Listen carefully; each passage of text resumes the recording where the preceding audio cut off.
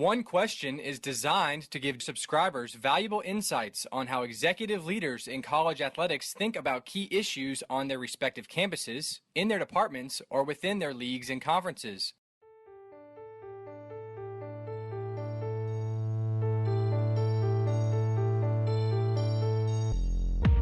Greetings, this is Ty Brown and welcome to One Question, where we highlight executive leaders in college athletics. Our guest today is Kathryne Buckley. Kathryne is the Assistant Vice President for Partner and Event Services for the Frisco RoughRiders. Greetings, Kathryne. Thanks for joining us. Hey, Ty. Thanks for having me on.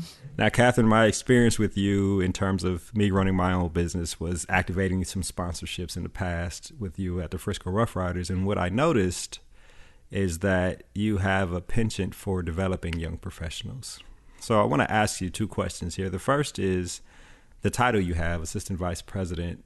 Tell me about the leadership aspect of that title with regard to the operation there at Frisco RoughRiders. Absolutely. So as the Assistant Vice President for Partner and Event Services, then I oversee our corporate partner department and work with our team that does all the fulfillment for our partner services and all of our corporate sponsors that we bring into the ballpark. From an event standpoint, then I oversee all of the events that we bring into the ballpark as well, be it game day or all of the non-game day events, some of our most popular ones with the Frisco Classic, the Dirt Heroes Celebrity Baseball Game, or the Red River Celebrity Softball Game. So just working with those staffs, not only the third-party promoters, but as well as our staff within the ballpark. And from a leadership standpoint, just being as organized as I can so that we're able to run a very smooth event to where when the fans are coming in, our clients, our guests, everyone, is excited to be coming to the ballpark. And regardless if it's a RoughRiders event or a non-RoughRiders event, everything just runs really seamlessly and we're all coordinating together, communicating as one team. Now, how involved are you with either bringing in partners or coming up with ideas and ideation for activating whatever they want to spend their money on with the RoughRiders? Of course, yes. So right now, working with our president and general manager, Andy Milovich, to, prospect out what are some prospective sponsors looking to come into the ballpark. And then every week we actually meet as a team with our marketing department and our entertainment department to come up with those ideas. So which partners are out there that we're pitching to, become a potential sponsor within the ballpark, and what exactly are they looking to activate on? Are they looking for lead generation? Are they looking for name recognition, that brand recognition within the ballpark? And so are we looking to create a fun sign for them? Or are we looking to create a fun in-game promotion, a nice little giveaway, things of that nature? So it's really all individualizing out the partners so that we can build those custom packages for them and not anything. Everything is very unique there. So again, just doing your research, working with the team.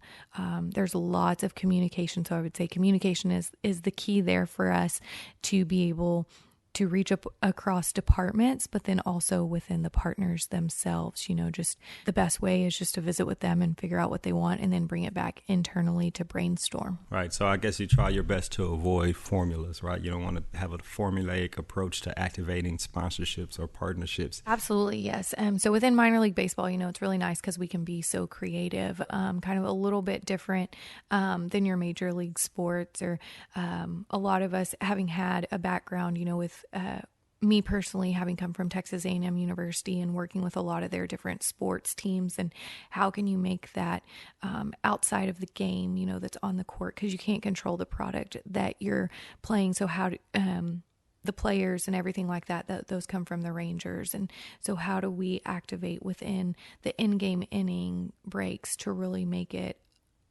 an entertainment event that people are attending? And then, like you said, no cookie cutter packages for us. Everything is custom built, and that's the best way. How can we really activate for our partners and really make it about them? And then people will see, one of the examples that we have is a braces dig for an orthodontics. And so we'll put a pile of dirt behind second base after a game, in between the game and our fireworks show, and people will be able to sign up to go compete in that. So adults are competing for their children to win braces, free braces. So it's an awesome promotion, but again, like where else are you seeing that? But that promotion wouldn't fit for one of our other partners, who doesn't need to do a braces dig. Exactly. Well, one thing I've always wondered about this aspect of college athletics and professional athletics and sports in general is, how do your partners evaluate the success of something like that? I mean, obviously, if there's a lot of participation, then that's great. And giving away braces, somebody could definitely remember which practice was giving away braces. But on other things, giveaways, whatever it is, how do they evaluate their own success? And do they come back to you? And I guess if they renew, that means they were happy with it. Or to tell me about the evaluation process on both ends, you and then your partners. Of course. So that's another question that we ask, whenever we're doing these in-game promotion or custom promotions. It's like, how are you evaluating our success? What is the return on investment for you? And nowadays you look at everything going very digital and everybody evaluating all the analytics behind it. And so it's, are you looking for lead generation? Again, some people are just looking for brand recognition. So how do you evaluate that? Because you can say, okay, we've had X number of people come through the ballpark, come through our facility, not only through our games, but through all of the non-game day events as well. So you think about their eyeballs on the signage and things of that nature. And so really it's just diving down into, just like we're building those custom partnership packages, now we're having to build the custom return on investment for them.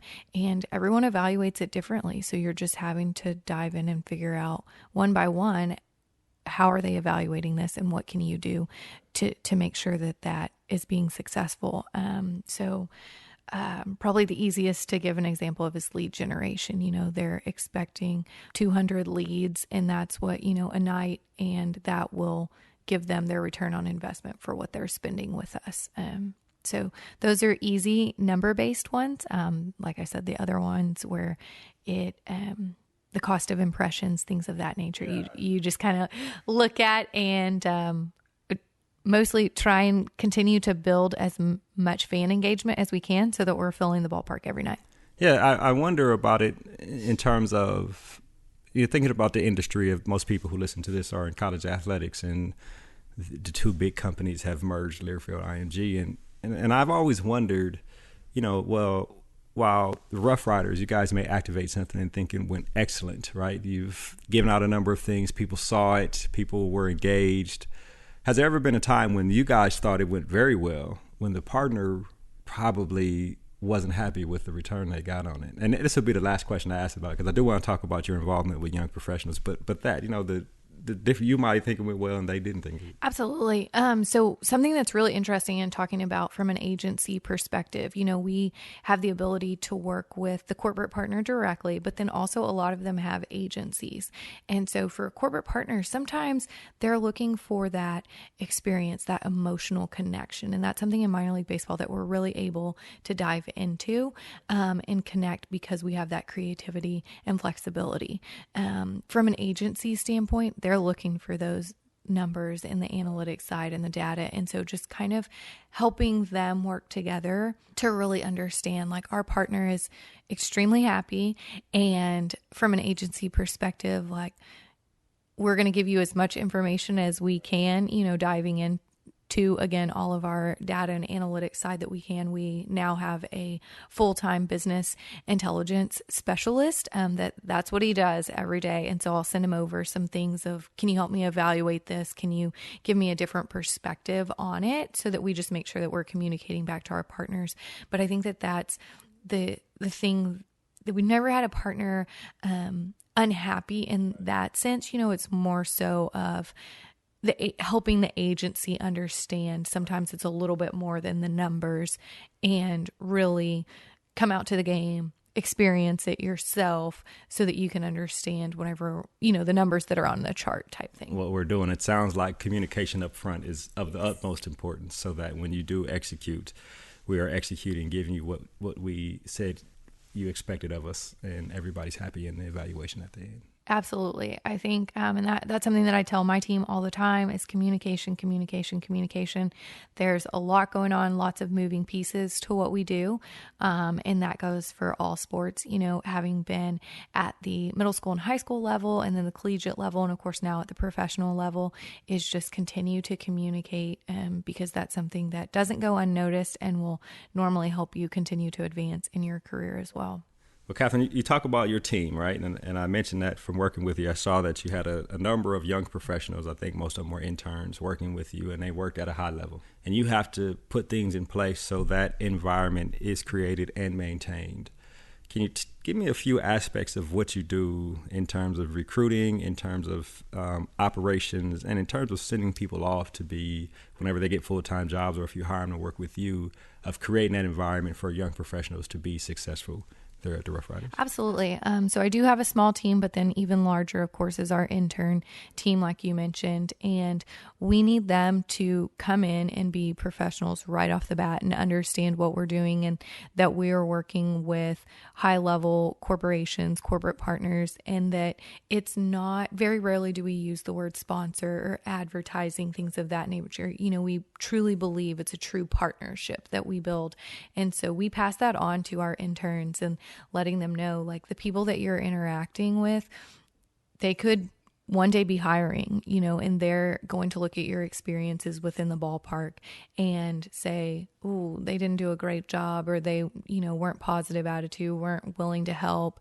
And so why would I want to put them on my team? So kind of the way that I look at it from the very beginning is, and now we have an HR department, so being able to work with her to continue to recruit the high level, for our summer internships, we hire about 20 interns across all departments, and I have 10 specifically with the sales and promotions team as well as corporate partnerships, and just trying to get the highest quality individuals, but then also realizing that there could be a freshman out there and they've worked extremely hard during high school and, through their freshman year, maybe don't have all the experience that somebody else does, but they have a positive attitude, a smile on their face, did a really good interview, and they're willing to come in and, you're like, I'm going to take a chance on an underclassman, if you will, because a lot of internships, they're kind of more junior, senior range, but how do you get that first experience? Because later on, whenever we're looking to hire full-time employees, we're going to look at your experience and see what you have out there. But we just know too that,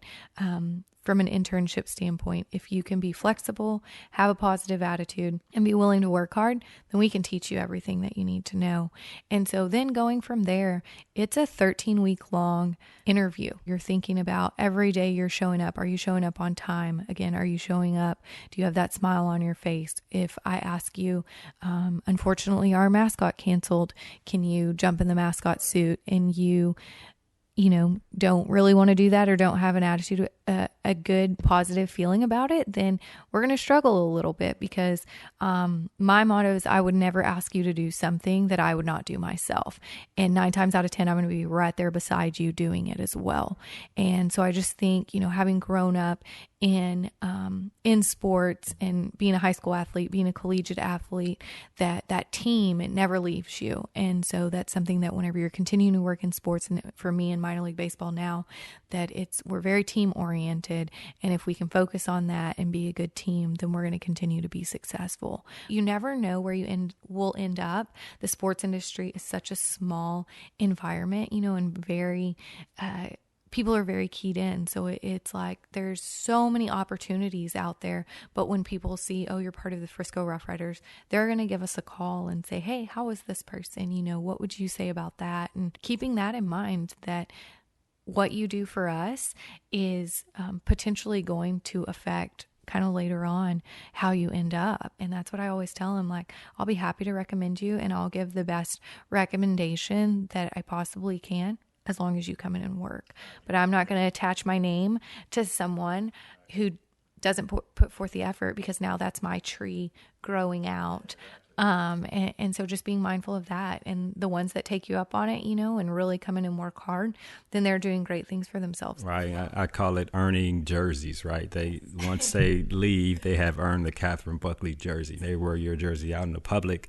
You identified some key points there, and I'll wrap with this, but you need to define the qualities of a person before you bring them in, right? That helps tremendously, right? And once they get in, be very communicative in explaining the expectations that you want them to work under, and also live the expectations that you have, right? If you need to put the mascot on because nobody else can, then you'll have to do it. And I've seen that in person with you. So that's excellent. I think you've covered a lot in terms of what you guys do at the RoughRiders and how you have tried to create and maintain that environment. I really appreciate you joining us here on One Question. Of course. Thanks for having me, Ty.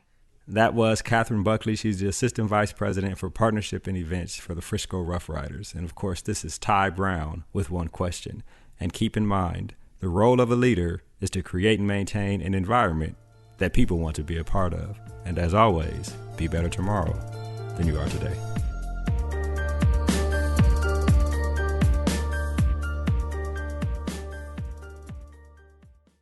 This episode of One Question is produced by Spades Media Group, solving problems using creative leadership.